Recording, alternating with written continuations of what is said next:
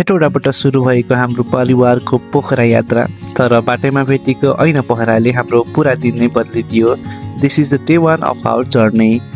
बिहानै परिवारसँग हामीले यात्रा सुरु गर्यौँ। लामो सडक, खुल्ला आकाश र मनमा नयाँ गन्तव्यको उत्साह।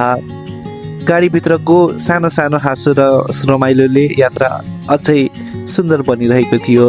पोखरा पुग्नुभन्दा पनि बाटो नै एकदमै रमाइलो अनुभव भइरहेको थियो। यात्रा गर्दै जाँदा अचानक हामी रोक्यौँ, किनभने अगाडि देखियो ऐना पहरा।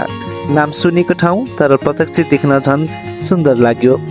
औकात चट्टानहरू, बगिरहेको झरना र हरियाली वातावरणले पहिलो नजरमै मन छुयो। पानीको आवाज र चिसो हावाले यात्राको सबै थकान एकैछिनमा हरायो र त्यो ठाउँ साँच्चै एउटा हिडन जेम जस्तै लाग्यो। साना पाइलाहरूमा उभिएर त्यो दृश्य हेर्दा समय नै रोकिएको जस्तो महसुस भइरहेको थियो। प्रकृतिको त्यो रूप नजिकैबाट देख्नु साँच्चै अविस्मरणीय अनुभव थियो। त्यहाँ हामीले परिवारसँग केही समय बितायौँ, फोटो खिच्यौँ, हाँस्दै र प्रकृतिको मजा लिँदै। साना साना यस्ता क्षणहरूले नै यात्रा खास बनाउँछन्। जहाँ हामी सँगै हुन्छौँ त्यही नै सबैभन्दा ठुलो खुसी हो भन्ने महसुस त्यही भयो। ऐना पहरा प्राकृतिक सौन्दर्य र कलाको अद्वितीय सङ्गम हो। यहाँ रहेको विभिन्न मूर्तिकलाहरूले नेपाली संस्कृति, इतिहास र धार्मिक महत्त्वलाई झल्काउँछन्। पहाडको चट्टानमै खुदिएका कलात्मक मूर्तिहरू हेर्दा जो कोही पनि आकर्षित हुन्छन्। हामीले त्यहाँ रमाइलो पनि गर्यौँ, जस्तै पिङ खेलेको थियौँ, जसले घुमाइलाई अझै यादगार बनाइरहेको थियो।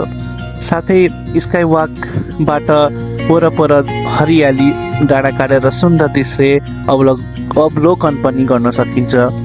उचाइबाट देखिने मनोरञ्जन दृश्यले साहसी अनुभूति दिलाउँछ र घुम्न आउनेहरूको मुख्य आकर्षण पनि बन्न सफल भएको छ।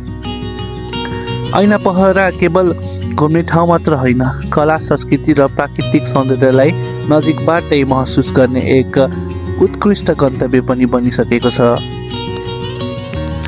साना साना नानी बाबुहरूको लागि भनेर पनि एउटा छुट्टै फन पार्कको व्यवस्था पनि रहेको छ, जहाँ छुट्टै टिकट भने चाहिँ पक्कै लाग्नेछ। तर त्यहाँ गएर नानी बाबुहरूले मनोरञ्जन पनि गर्न सक्छन् र गेमहरू पनि खेल्न सक्छन्।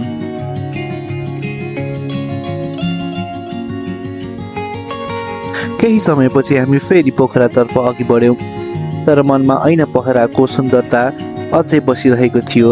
यात्रा गन्तव्यमा मात्र होइन, बाटोमा भेटिने यस्ता अविस्मरणीय अनपेक्षित ठाउँहरूले नै यसलाई यादगार बनाउँछ।